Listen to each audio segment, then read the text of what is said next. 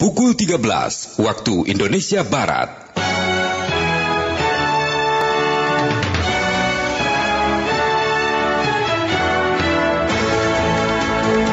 Dari lantai 7 Medan Merdeka Barat 45 Jakarta, Radio Republik Indonesia menyampaikan warta berita. Kami mulai dengan informasi yang pertama, pendengar. Melalui keterangan pers secara virtual hari ini, Presiden Republik Indonesia Joko Widodo resmi mengumumkan pemberlakuan pembatasan kegiatan masyarakat atau PPKM darurat. Seiring dengan terjadinya lonjakan kasus COVID-19 di sejumlah daerah. Mari kita simak bersama informasi selengkapnya yang disampaikan reporter Pro 3 RRI Rini Hairani berikut ini.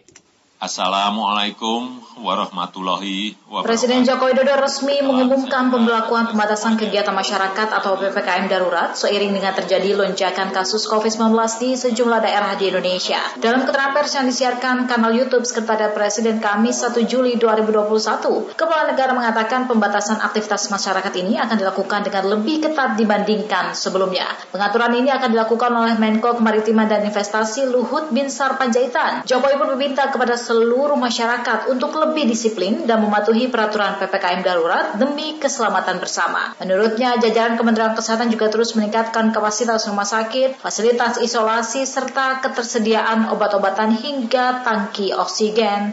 Saya memutuskan untuk memberlakukan PPKM darurat sejak tanggal 3 Juli hingga 20 Juli 2021, khusus di Jawa dan Bali.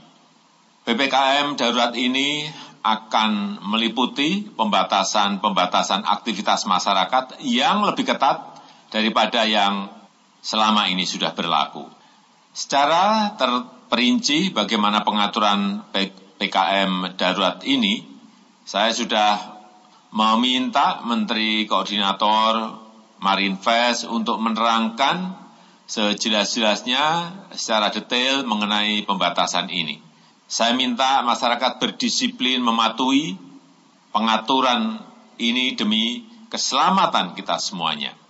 Pemerintah akan mengerahkan seluruh sumber daya yang ada untuk mengatasi penyebaran COVID, seluruh aparat negara, TNI, Polri, maupun aparatur sipil negara, dokter dan tenaga kesehatan harus bahu-membahu bekerja sebaik-baiknya untuk menangani wabah ini. Sementara itu, Wakil Ketua Umum Persatuan Hotel dan Restoran Indonesia PHRI Emil Haripin mengatakan kebijakan PPKM darurat semakin membuat pengusaha sekarat. Emil pun meminta pemerintah memikirkan kompensasi dan pembatasan darurat tersebut. Pada pengusaha restoran, terutama yang di mal, itu sama aja tumbang itu semuanya, restorannya tumbang, malnya juga tumbang itu. Karena kita pendapatannya kan siang dan malam. Malam itu kira-kira 50-55% ya. Siang itu 40-45%. Siangnya sudah tidak ada, sudah ada WFA ini. Tinggal harapannya satu-satunya cuma malam. Kalau malam itu dibatas, makan malam kan jam 7.